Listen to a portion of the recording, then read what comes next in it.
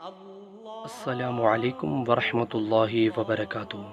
حضور صلی اللہ علیہ وسلم کی نمازیں۔ حضرت عمر بن ابی سلمہ نے خبر دی، انہوں نے کہا کہ میں نے رسول اللہ صلی اللہ علیہ وسلم کو سلمہ رضی اللہ تعالی عنہا کے گھر میں ایک کپڑے میں نماز پڑھتے ہوئے دیکھا۔